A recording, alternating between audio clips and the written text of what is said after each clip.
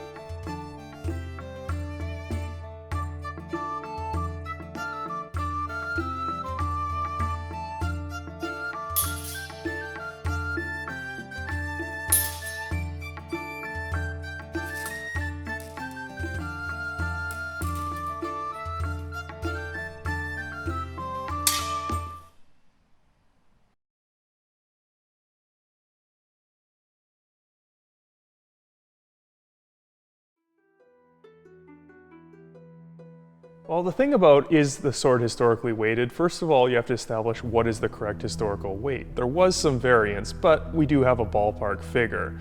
That said, it's not always safe to use them that weight, but we try and get as close as we can. Usually it's not so much the weight that's different as the balance point. It's shifted a little bit towards the hilt so it doesn't hit quite as hard.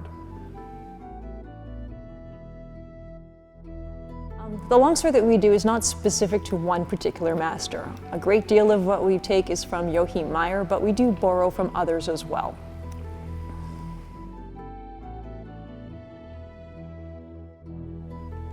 Actually, that Messer play we cobbled together based on Meyer's various plays, but a very similar device does appear in Lekushner, so there's a lot of overlap between the systems. For the rapier technique, you don't absolutely have to turn your back to your opponent, but it does make it look a little more flashy. And what better way to show absolute disdain for your opponent? As for the wrist angle, it only takes about 4 ounces of force to go through human tissue, so it doesn't really matter what angle your wrist is at. At that point, your opponent is pretty much just landing on your sword. In terms of cutting at speed for tournaments, there's a few logistical challenges we face. One is safety. If you have a tournament, you have to let everyone participate, and some people may not be ready to handle that. The other is how do you score it if they're moving really quickly. That said, it is a very important part of martial arts. We do train it all the time in the school. As to bringing it into cutting competitions, that's going to be phased in future tournaments. The sabers that were used in the video were by Black Fencer. And the question asked, are polar sabers the best?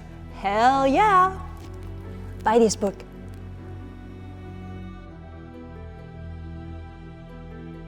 We do work with long knife and tomahawk, but as far as spears go, we have not found a simulator that is to our standard as far as safety and accuracy.